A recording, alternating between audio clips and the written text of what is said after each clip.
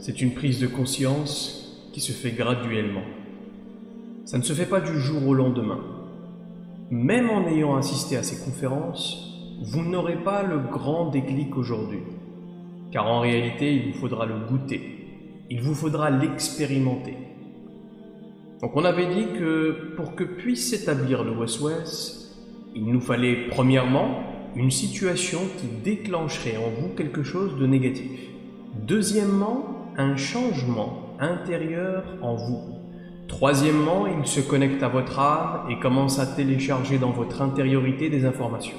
Et pour que vous puissiez accepter ces suggestions facilement, elles doivent être extrêmement pertinentes par rapport à votre situation.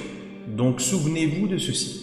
Les insufflations que vous font ces créatures du monde de l'invisible sont des suggestions d'action ou de réaction sur des idées pour lesquelles vous pourriez avoir de l'intérêt. Et ensuite, quatrièmement, vous choisissez de les accepter, voire de les manifester dans votre comportement. Tout le monde ici a son permis de conduire, je suppose. Est-ce que vous vous souvenez de quand vous alliez à l'auto-école pour vous entraîner au code de la route? Est-ce que vous vous souvenez de ces DVD qu'ils vous projetaient? Petit film dans lequel on vous présente différentes situations et à chaque fois, on vous suggère différentes options. J'arrive au rond-point, petit A, je m'engage. Petit B, je m'arrête. Petit C, je m'engage tout en cédant le passage, etc., etc. Écoutez attentivement. C'est la même chose avec le mode opératoire du Waswas en réalité. Tout le monde doit comprendre ça. Vous arrivez devant une situation qui provoque en vous quelque chose, le monde de l'invisible se connecte à vous et va vous suggérer des options d'action ou de réaction par rapport à la situation dans laquelle vous vous trouvez. Et ensuite, vous serez libre de choisir l'action ou la non-action que vous voulez manifester. Donc pour reprendre l'exemple, premièrement, vous entrez chez vous. Vous êtes sur le canapé, votre épouse vous fait la remarque fâcheuse, boum, changement d'état intérieur, on a notre deuxièmement. Troisièmement, les entités du monde de l'invisible se connectent à votre âme, et là, ce qu'ils vont faire en réalité, c'est qu'ils vont vous proposer, vous suggérer différentes options d'action ou de réaction par rapport à la situation qui a déclenché en vous ce changement intérieur. Donc par exemple, petit A, je lui jette un regard noir sans rien dire. Petit B, je me lève et je change de pièce. Petit C, je balance mon verre par terre. Petit D, petit E, etc., etc., etc. Jusqu'à petit Z. Vous comprenez ce que je veux dire?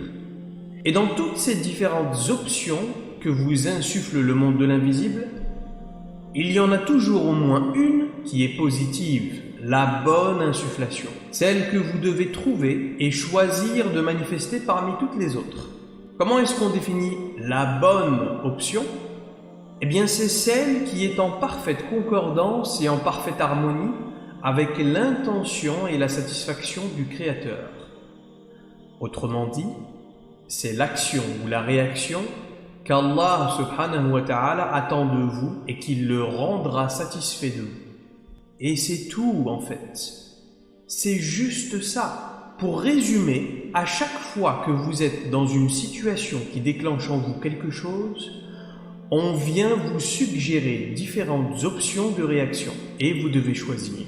Donc si on pouvait juste s'arrêter 2 minutes ici pour prendre conscience que, au final, tout ceci, la nature profonde de cette vie n'est au final qu'un laps de temps, un champ de possibilités, un jeu si vous voulez, une simulation dans laquelle vous êtes assujetti à un certain nombre de situations dans votre journée. Depuis le moment où vous êtes conscient, quand vous ouvrez les yeux le matin, jusqu'au moment où vous ne l'êtes plus, au moment où vous vous endormez. Parce qu'on ne peut pas vous tenir pour responsable de vos actions quand vous êtes inconscient, pas vrai?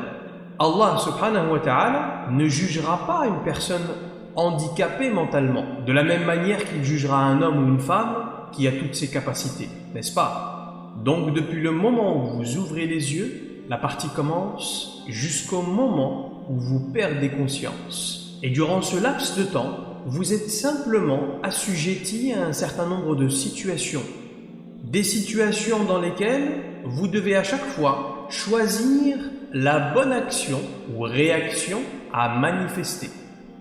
Et c'est juste ça. C'est juste ça.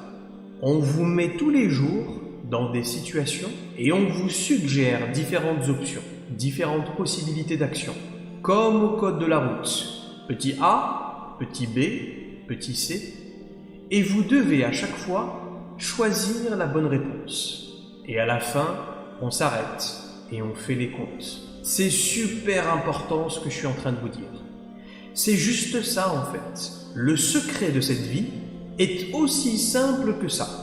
Si tout le monde comprenait que ce n'est qu'un jeu, que ce n'est qu'une simulation, ce n'est pas la réalité. Vous êtes dans une pièce de théâtre. Vous êtes l'acteur et derrière les rideaux, vous avez des souffleurs qui vous soufflent votre texte et vous répétez ce qu'ils vous soufflent. Et ils vous soufflent quoi faire et vous agissez. Mais au final, tout ceci n'est qu'une pièce de théâtre. Ce n'est pas la réalité encore une fois. La réalité se trouve derrière les rideaux. À la fin de cette pièce, on ouvre les rideaux et vous passez de l'autre côté. Et là, vous voyez la réalité de vos actions. Car au final, vous êtes les seuls responsables des réponses que vous aurez données aux différentes situations que vous traversez dans cette vie. Et oui, ce qui est triste, c'est que pour beaucoup d'entre nous, quand on est dans une situation, les créatures du monde de l'invisible, les souffleurs si vous voulez, ils nous soufflent quoi dire et quoi faire. Et malheureusement, on glisse. On ne voit pas la subtilité de ce jeu de théâtre. C'est tellement naturel qu'on manifeste immédiatement ce qu'il nous suggère. Mais au final, c'est nous et uniquement nous qui avons choisi. Nous sommes responsables de ces actions. Et le plus drôle dans tout ça, c'est que le jour des comptes, Allah subhanahu wa ta'ala nous décrit dans le Coran que tous ces gens qui découvriront la réalité de leurs actions à ce moment-là seront tellement choqués et pris de panique qu'ils iront à la recherche d'Iblis en personne. On verra littéralement le jour du jugement des foules et des foules de gens qui vont vers Iblis. Pourquoi? Pour lui demander de rendre des comptes. Pour lui demander de prendre ses responsabilités pour tout ce qu'il les a poussés à faire. Et vous savez quoi? Ils vont le trouver. Et quelle sera la réponse d'Iblis à ce moment-là? Allah subhanahu wa ta'ala nous décrit cette scène en citant directement Iblis. Ba'da billahi minash shaytanir rajim, bismillahir rahmanir rahim. Wa ma kana li alaykum min sultan. Sachez que je n'avais aucun pouvoir sur vous en réalité. Illa an da'awtukum fastajabtum li. Illa an da'awtukum fastajabtum li. Je n'ai fait que vous appeler à commettre de tels actes. Je n'ai fait que vous suggérer de dire de telles choses. Mais vous avez choisi de me suivre. Et Iblis continue en disant Fala talumuni walumu anfusikum. Ne me faites donc pas de reproches aujourd'hui, mais faites-en à vous-même.